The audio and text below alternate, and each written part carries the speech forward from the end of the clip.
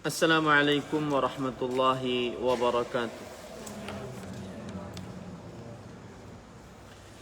Bismillahirrahmanirrahim. Innal hamdalillah nahmaduhu wa nasta'inuhu wa nastaghfiruh wa na'udzu billahi min shururi anfusina wa sayyiati a'malina. Man yahdihillahu fala mudilla lahu wa man yudlil fala hadiya lahu.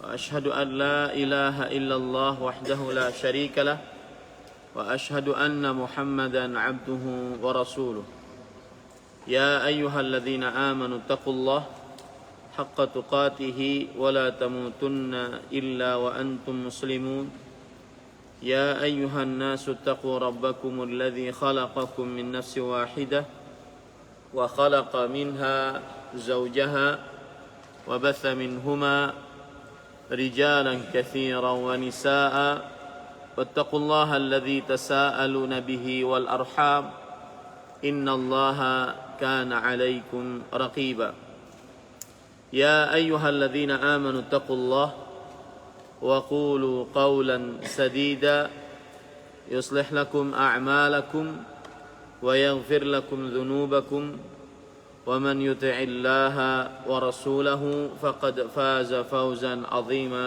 أما بعد فإن أصدق الحديث كتاب الله وأحسن الهدي هدي محمد صلى الله عليه وعلى آله وسلم وشر الأمور محدثاتها وكل محدثة بدعة وكل بدعة ضلالة وكل ضلالة في النار. Alhamdulillah, kita bersyukur pada Allah Subhanahu wa taala pada hari ini, hari Sabtu setelah salat subuh 18 Jumadil Akhir 1442 Hijriah, kita atau Jumadil Awal ya. Jumadil Awal 1442 Hijriah yang kita dimudahkan oleh Allah Subhanahu wa taala untuk kembali duduk bersama di Masjid Umar bin Khattab, Pesantren Intan Ilmu Barito Kuala, Kalimantan Selatan, dalam rangkaian Ad-Daurah Asy-Syar'iyyah fi Akhta'il Musallin, kajian Islam intensif tentang kesalahan dalam salat. Salawat dan salam semoga selalu Allah berikan kepada Nabi kita Muhammad sallallahu alaihi wa ala alihi wasallam, ada keluarga beliau, para sahabat, serta orang-orang yang mengikuti beliau sampai hari kiamat kelak. Dengan nama-nama Allah yang husna dan sifat-sifatnya yang ulia, kita berdoa, Allahumma inna nas'aluka ilman nafi'an wa rizqan tayyiban wa amalan mutaqabbala. Allahumma inna nas'aluka al-afiyah fid dunya wal akhirah. Allahumma inna nas'aluka al-afwa wal afiyah fi dinina wa dunyana wa ahlina wa malina. Allahumma astur awratina wa amin rawatina wa ihfazna min bayni aydina wa min khalfina wa an aymanina wa an syama'ilina wa min fawqina wa na'udzu bi'azamatika an nughtala min tahtina.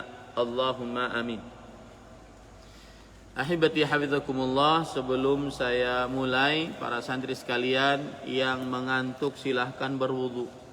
Yang tidur, temannya di samping tidur dibangunkan. Yang tidur di sampingnya dibangunkan. Yang mengantuk agar berwudu. Taib. Saya punya waktu cuma setengah jam, maksimal 40 menit. Karena setelah ini jam 6.30 saya ada kajian lain. Taib. Mudah-mudahan kita bisa menyelesaikan, tetapi sepertinya tidak bisa selesai. Dan kalau tidak selesai, kita akan cari waktu agar materi ini selesai, sehingga kalian benar-benar memahami kesalahan-kesalahan di dalam sholat. Baik, sekarang poin 4K. Kesalahan dari orang yang mengiqamahkan sholat dan yang menjawabnya. Artinya seputar iqamah. Maka K1, sebuah keyakinan yang menyatakan bahwa tidak boleh iqamah kecuali yang azan. Mereka berdalil dengan sebuah hadis, man adzana fahuwa yuqim. Siapa yang mengumandangkan azan, dialah yang mengiqamahkan. Ini hadis adalah hadis yang lemah. Bahkan dia sangat lemah karena dia menyelisihi hadis-hadis yang sahih. Dia hadis yang mungkar. Hadis yang mungkar. Mungkar itu artinya adalah hadis lemah menyelisihi hadis yang sahih. Barang siapa yang mengumandangkan azan, maka hendaklah dia mengiqamahkan salat. Ini tidak benar hadisnya. Ya. K.2, mengiqamahkan salat tanpa izin imam. Tanpa izin imam. Maka ini juga sebuah kekeliruan, yaitu imam adalah tanda bolehnya diiqamahkan salat. Ya, imam adalah tanda bolehnya diiqamahkan salat. Kalau imam belum datang atau belum menyuruh, maka belum ada iqamah. Rasulullah sallallahu alaihi wasallam bersabda, "Fala taqumu hatta tarawni." Janganlah kalian berdiri sampai kalian melihat aku. Ini menunjukkan berdiri salat. Janganlah kalian berdiri sampai kalian melihat aku.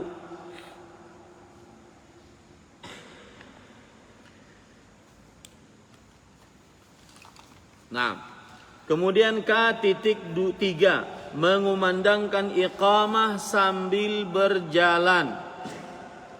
Ya, ini tidak benar. Mengumandangkan iqamah sambil berjalan. Karena iqamah hampir sama dengan azan. Dia harus lantang, dia harus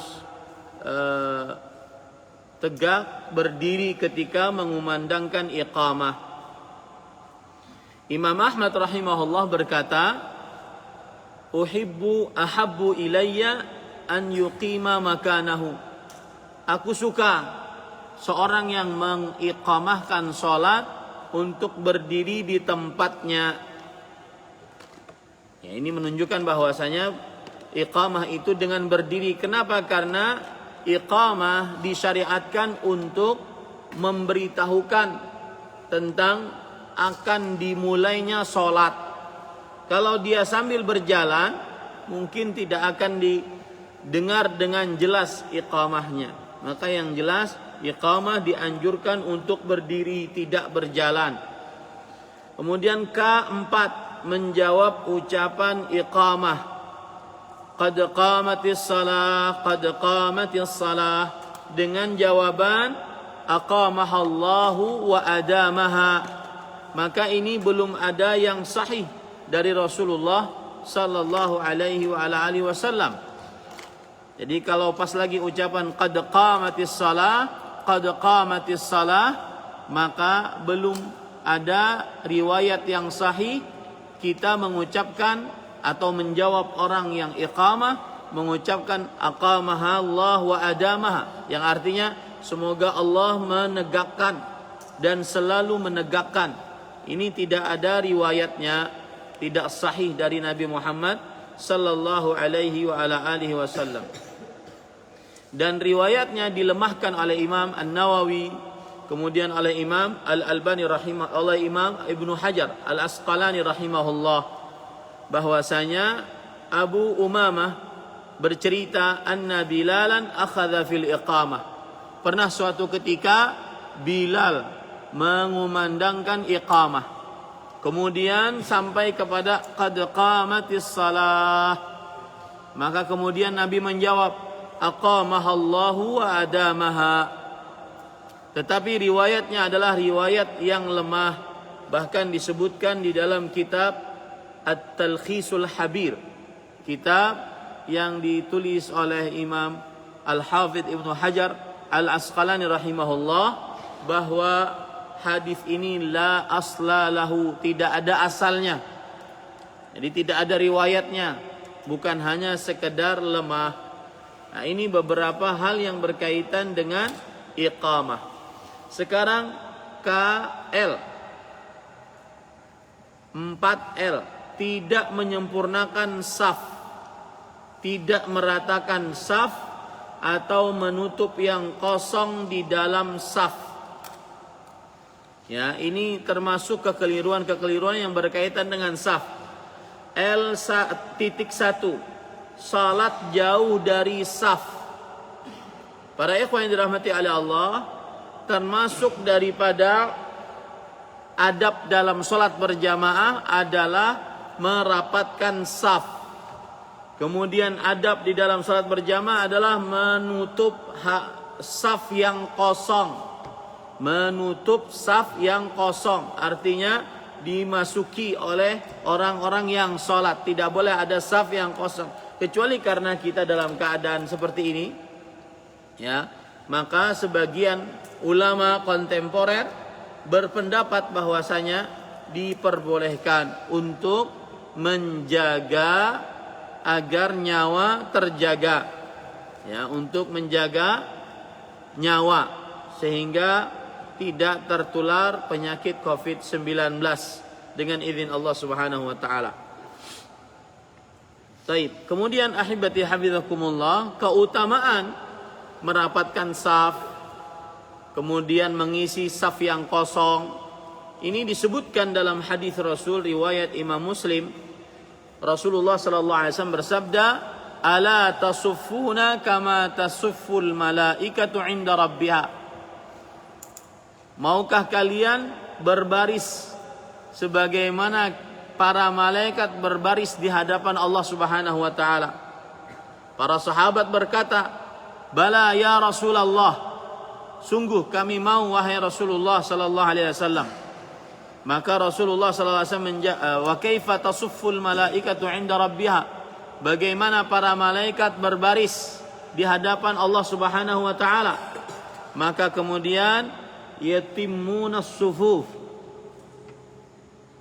Ya Ardan, saya sudah peringatkan, jangan ada yang tidur. Silahkan berwudu. Sekali lagi saya lihat ada yang tidur, saya suruh push up 50 kali dengan kepala. Ya, jangan ada yang tidur. Nulis jangan ada yang, ini untuk kepentingan kalian. Saya sering mengatakan bahwa seorang tidak akan ada yang memperhatikannya kecuali dirinya sendiri, terutama di pesantren. Jangan pernah berharap kawan memperhatikan kita, jangan pernah berharap. Ya, ini untuk kepentingan kalian sendiri. Apalagi ini perihal yang berkaitan dengan sholat. Apalagi berkaitan dengan sholat. Yutimmuna as-sufuf al-awwala fal-awwal wa yatarasawna fis sufuf. Kata Rasulullah SAW, mereka menyempurnakan saf, artinya saf yang kosong mereka dahulukan untuk diisi. Kemudian saf yang pertama sebelum saf yang selanjutnya. Kemudian setelah itu mereka meratakan saf. Makanya imam kan sering mengucapkan ini, atimmus sufuf, sempurnakanlah saf. Atimmus saffal awal fal awal, itu berdasarkan hadis. Berdasarkan hadis Rasul sallallahu alaihi wasallam. Jadi bukan gaya-gayaan. Atimmus saffal awal fal awal. Sempurnakan saf sempurnakan saf sebelumnya sebelum sesudahnya. Ya, kemudian tarasu taqarabu. Ratakanlah. Kemudian mendekatlah. Ini bacaan-bacaan imam sebelum memulai takbiratul ihram imam. Ya, bacaan-bacaan imam. Naam. Taib, salat jauh dari saf. Apa maksudnya salat jauh dari saf? Para ikhwan yang dirahmati oleh Allah Subhanahu wa taala.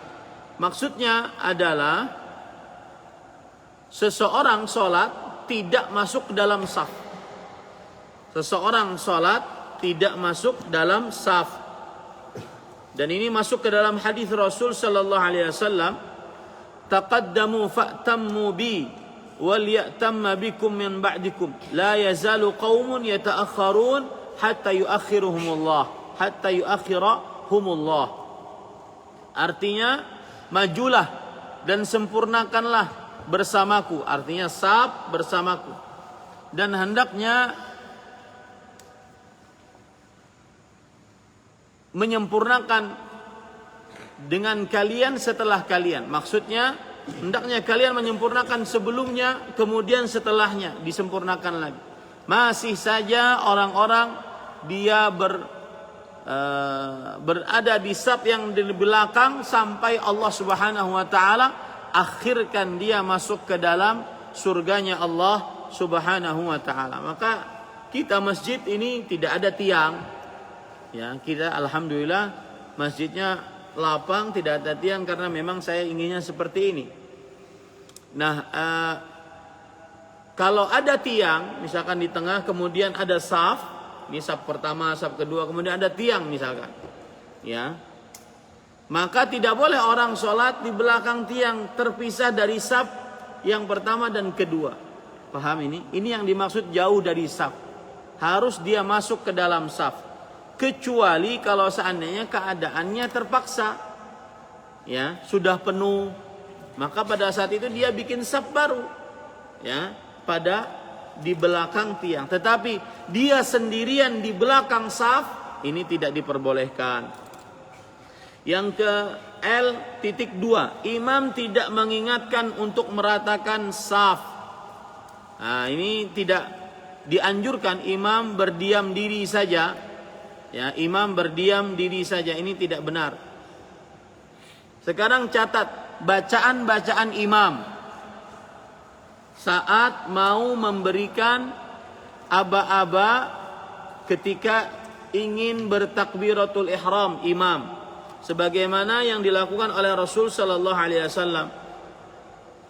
Di antaranya yaitu hadis yang diriwayatkan oleh Imam Bukhari, aqimu sufufakum. Aqimu sufufakum, itu bacaan pertama. Aqimu sufufakum. Aqimu sufufakum pakai sad. Sufufakum. Itu bacaan pertama saat imam mendirikan aba-aba saat mau sholat. Aqimu sufufakum.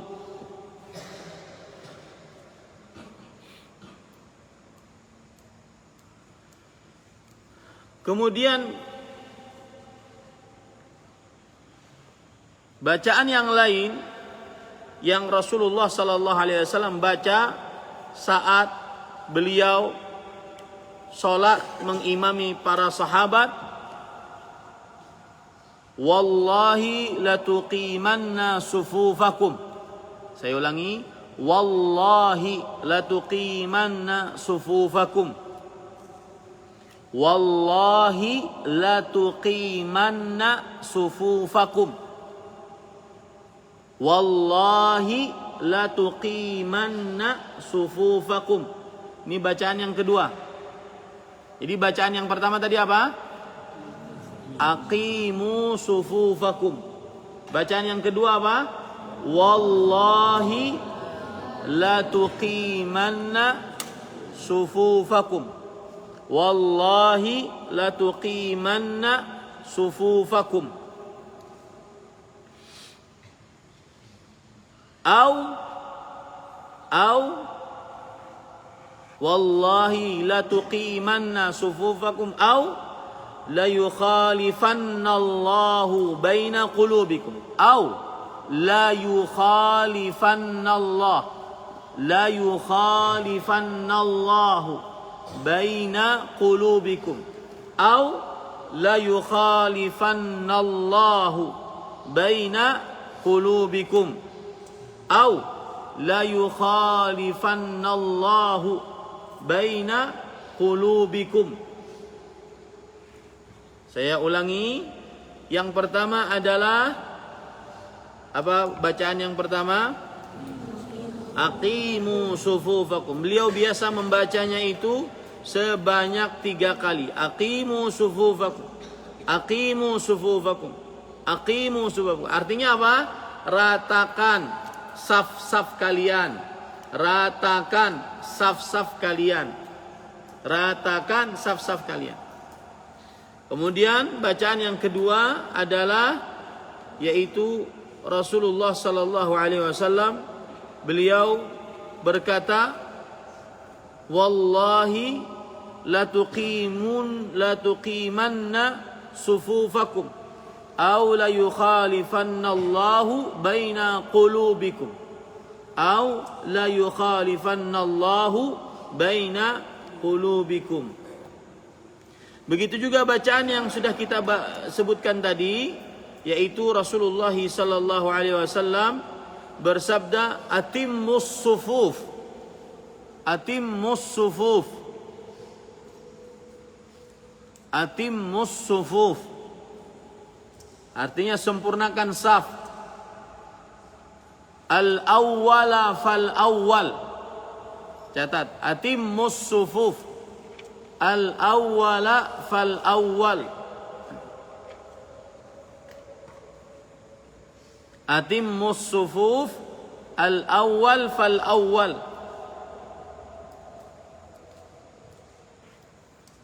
Kemudian bacaan yang selanjutnya tarasu. Tarasu.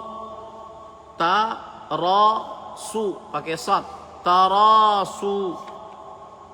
Ini bacaan yang bisa dibaca saat mau memulai iqamah atau saat mau memulai takbiratul ihram.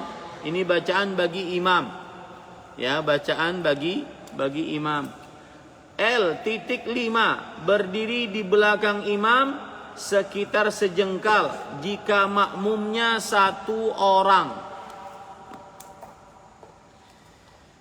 Para ikhwah yang dirahmati oleh Allah Subhanahu wa taala,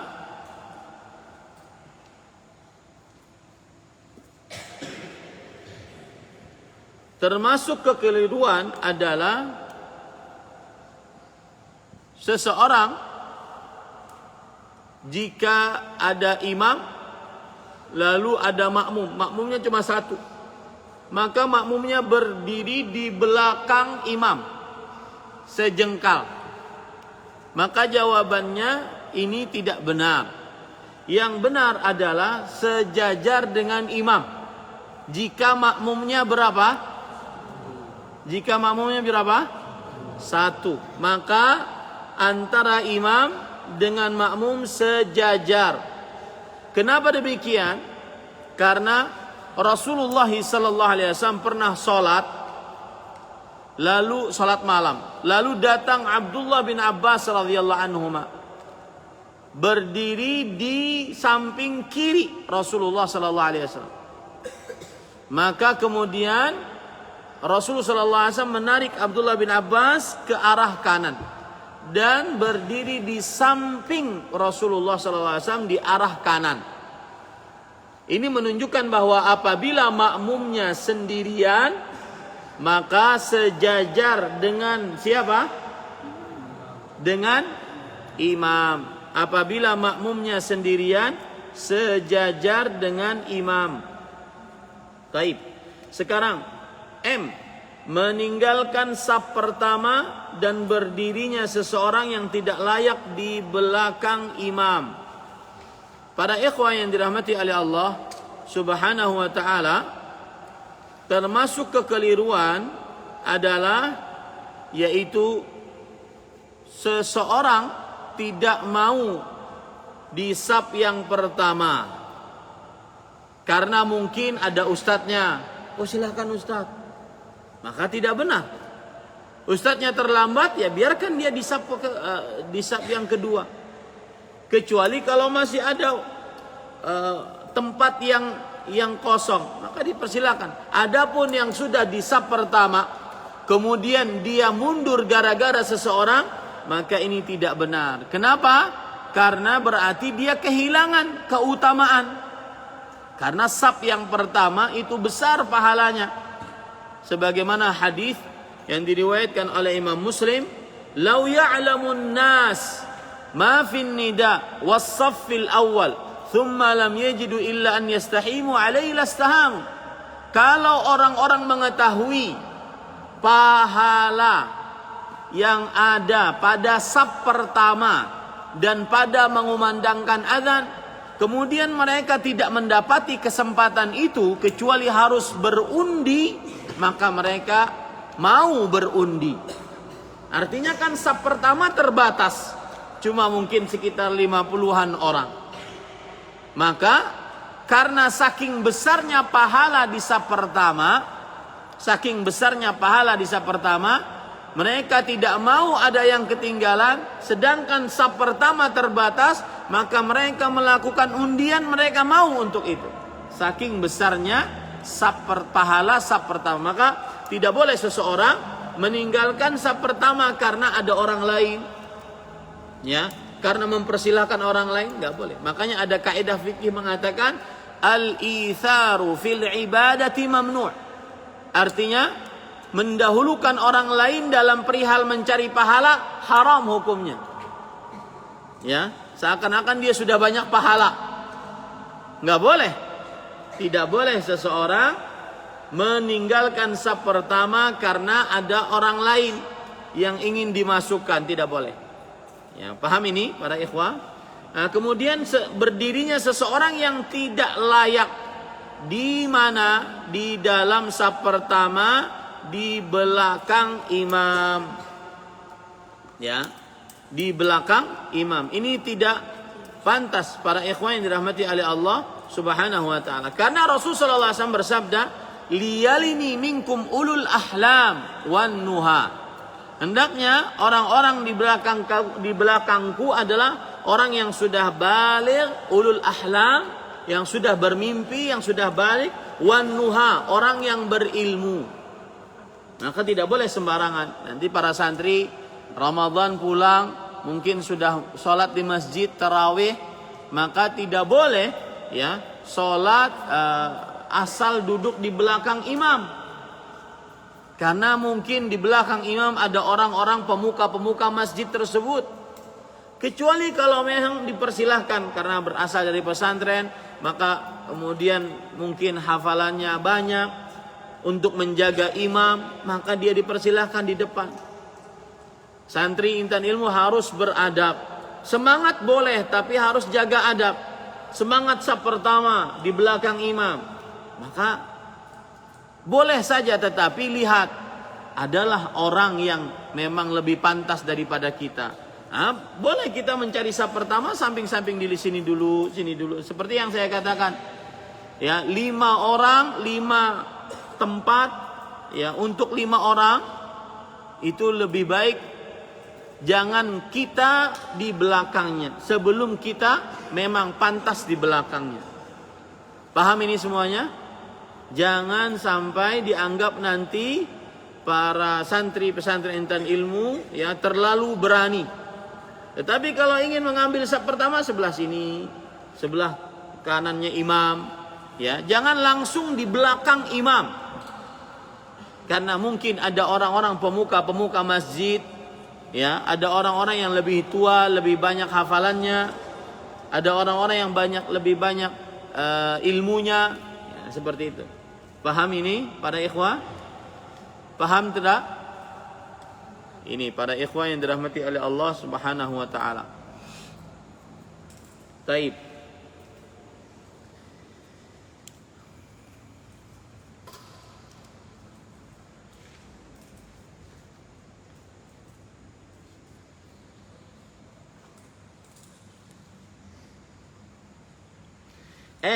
Salat di saf yang terpisah-pisah. Ini juga termasuk kekeliruan, salat di saf yang terpisah-pisah. Ya. Sebagaimana hadis Rasul sallallahu alaihi wasallam yang diriwayatkan oleh Imam Ibnu Khuzaimah. Shallaitu ma'a Anas bin Malik yaumal Jum'ah.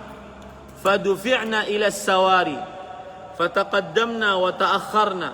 Faqala Anas kunna nattaqi hadha ala ahdi Rasulillah sallallahu alaihi wasallam. Kata Abdul Humaid bin Mahmud, aku pernah sholat bersama Anas bin Malik. Anas bin Malik pembantu Rasul sallallahu alaihi wasallam, sahabat Nabi. Tentu sangat paham bagaimana tata cara sholat. Aku sholat bersama Anas bin Malik hari Jumat. Lalu kami menuju tiang-tiang. Di masjid mungkin ada tiang-tiang. Maka ada yang di depan, ada yang di belakang. Karena ini berarti safnya tidak rata. Karena adanya tiang-tiang. Jadi imam di depan, kemudian ada tiang-tiang di sini. Lalu makmumnya ada yang ke depan, ada yang ke belakang karena ada tiang-tiang. Maka Abdullah bin Abbas radhiyallahu anhuma berkata, la tasuffu bainas sawari. Jangan kalian membuat saf di antara dua tiang. Jangan kalian membuat saf di antara, di sini imam, kemudian di belakangnya ada tiang. Jangan membuat di sini. Kenapa? Karena nanti yang sebelah sana akan tidak rata. Kecuali kalau masjidnya penuh. Kecuali kalau masjidnya apa? Masjidnya penuh, baru boleh saf di antara tiang-tiang. Asal hukumnya jangan, ya, asal hukumnya kalau masjidnya masih lapang maka jangan sholat di antara tiang-tiang. Naam. Selanjutnya, berdiri yang lama dan berdoa sebelum takbiratul ihram dan mengucapkan kalimat yang tidak ada contohnya. Ini termasuk kekeliruan imam. Ya. Baca Al-Fatihah, baca Al-Ikhlas, baca Al-Falaq, baca An-Nas. Ini belum ada contohnya, berdiri yang lama. Jadi kalau orang mau sholat, hadapkan diri ke kiblat, lalu bertakbir. Tidak ada berdiri lama sebelum bertakbiratul ihram. Baca bacaan, belum ada. Ini para ikhwan yang dirahmati oleh Allah Subhanahu wa taala. Sebagian orang mengatakan ini kita berdoa agar tidak diganggu syaitan di dalam sholat. Maka jawabannya adalah khairul hadi hadi Muhammadin sallallahu alaihi wasallam. Sebaik-baik petunjuk adalah petunjuk Nabi Muhammad sallallahu alaihi wa ala alihi wasallam. Maka kalau ingin sholat, apa yang kita lakukan? Berdiri, kemudian menghadap kiblat, kemudian bertakbir. Berdiri menghadap kiblat, kemudian bertakbir. Nah, ini para ikhwan yang dirahmati oleh Allah Subhanahu wa taala. Taib. Sekarang P, kesalahan-kesalahan dalam mengucapkan Allahu Akbar. Ya. Sebagian terlalu panjang. Ini perhatikan ini.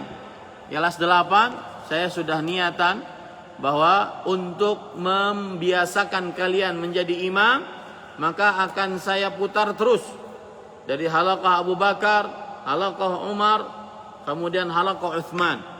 Ya, saya akan putar terus. Kalau sudah habis halaqah Abu Bakar, Umar, saya akan ke Utsman.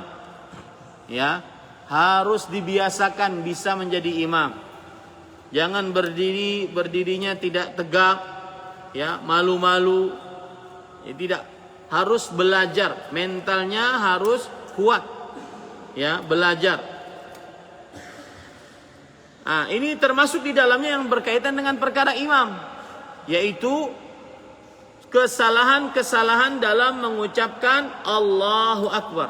Kesalahan pertama yaitu memanjangkan ucapan Allah, Allahu Akbar. Salah. A-nya tidak panjang.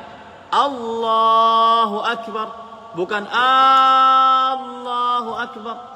Mungkin karena ingin berlagu, kemudian dia seperti itu.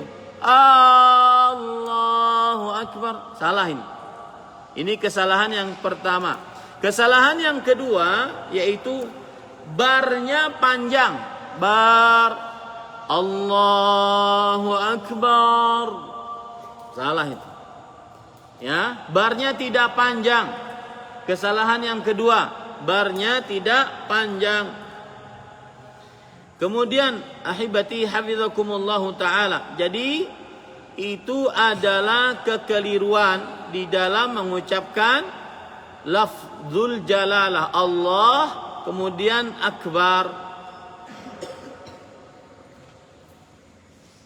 Kemudian selanjutnya yang benar bagaimana?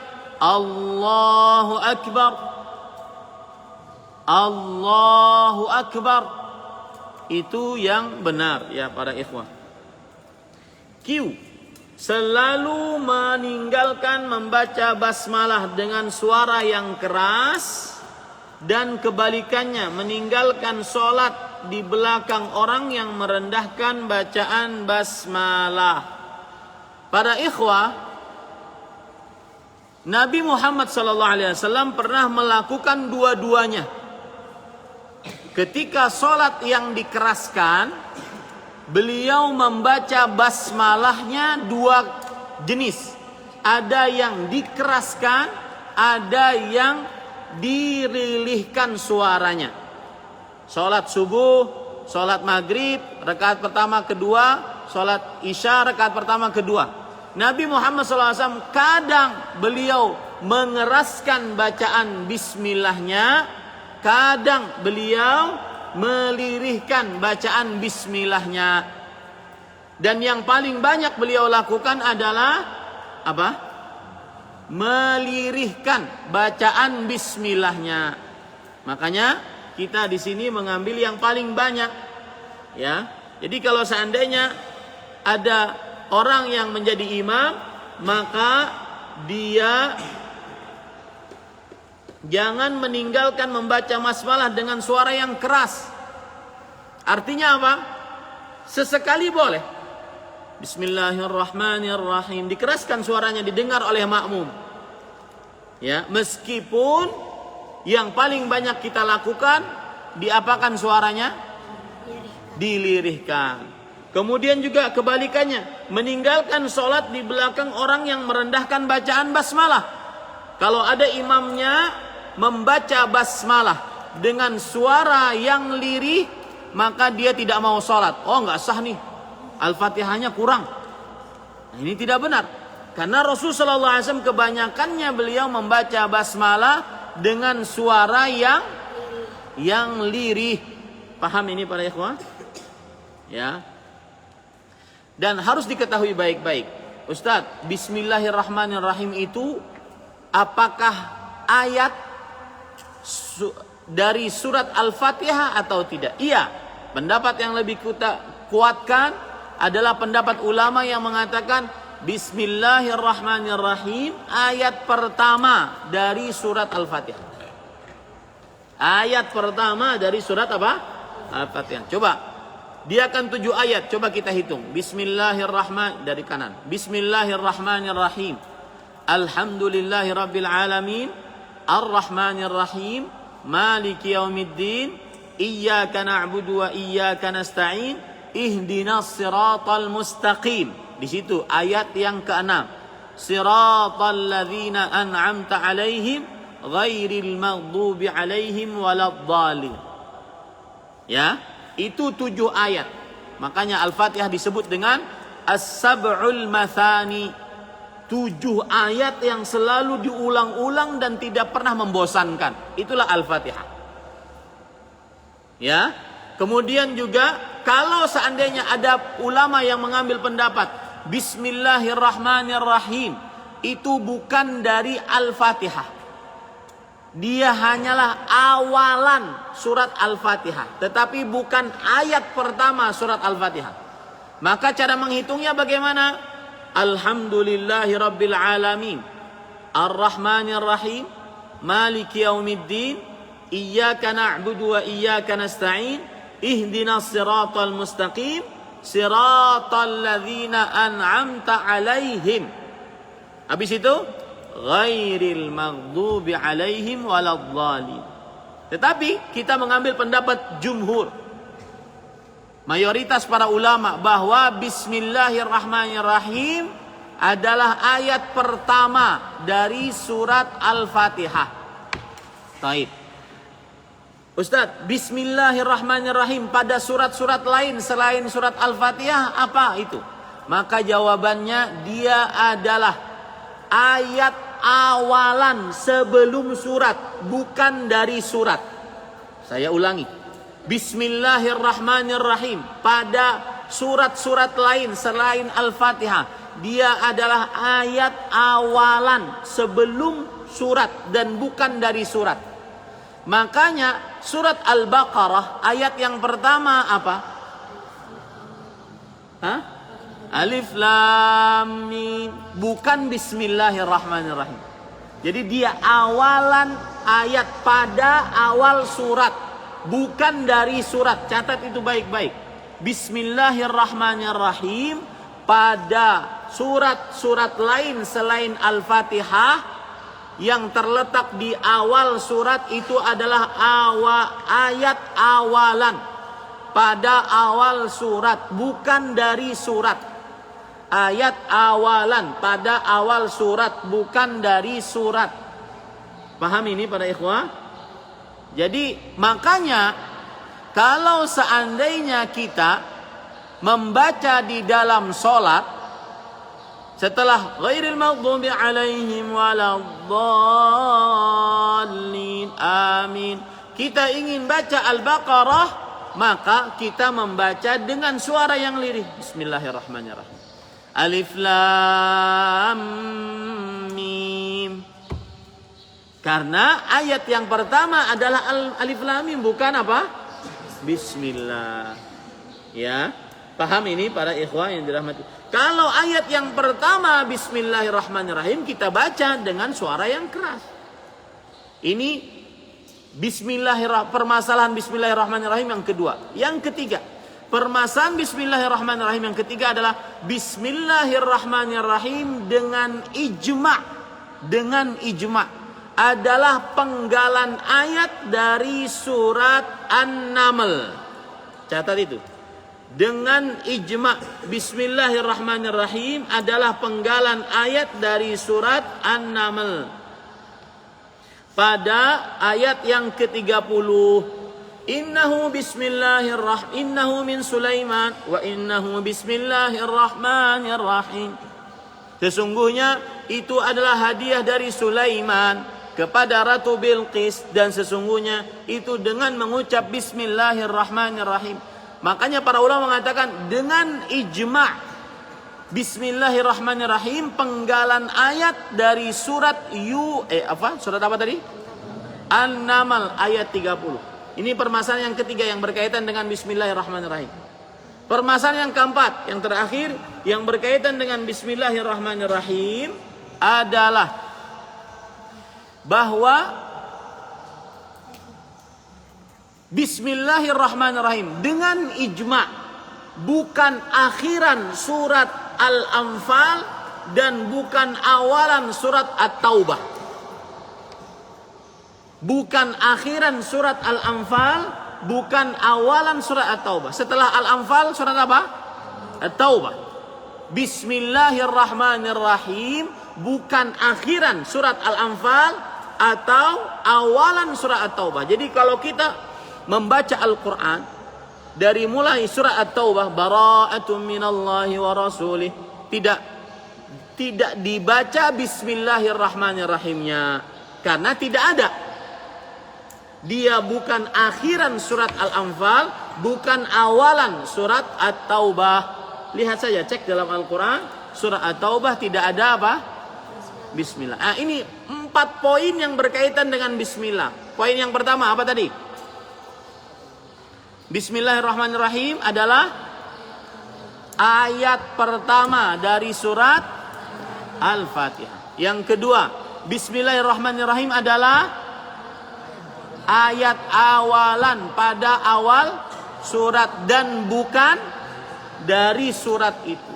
Yang ketiga, Bismillahirrahmanirrahim adalah apa? Dia adalah dengan ijma' bagian dari surat An-Naml ayat 30. Yang keempat, dengan ijma' Bismillahirrahmanirrahim bukan akhiran dari surat Al-Anfal dan bukan awalan dari surat At-Taubah. Ini perihal Bismillahirrahmanirrahim. Meskipun ayat pertama dari surat Al-Fatihah adalah Bismillahirrahmanirrahim, maka tidak mengapa kita membacanya dengan suara yang lirih. Kenapa? Karena Rasulullah SAW membacanya dengan suara yang lirih. Paham ini para ikhwah? Saya pernah khutbah di sebuah masjid. Khutbah Jumat.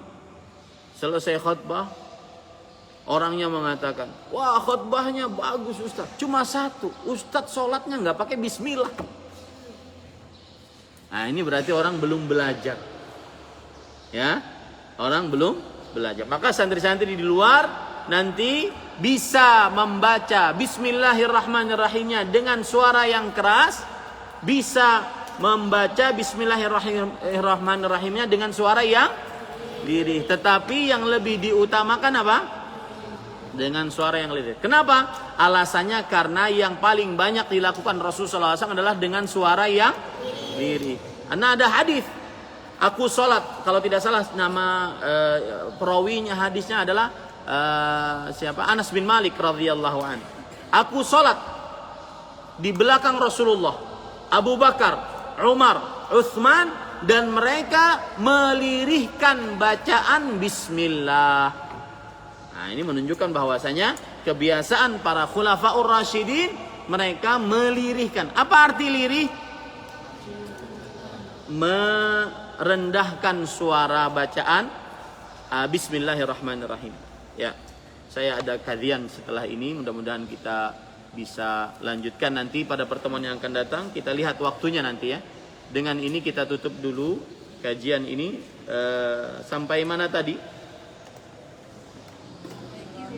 Sampai ki. Betul? Ya, sampai ki. Pertemuan yang ke-8. Kita lanjutkan pada pertemuan yang akan datang. Mohon maaf belum ada bisa menerima pertanyaan karena sebenarnya saya sudah terlambat ini. Kita cukupkan dengan kafaratul majlis. Subhanakallah bihamdik, asyhadu an la ilaha illa anta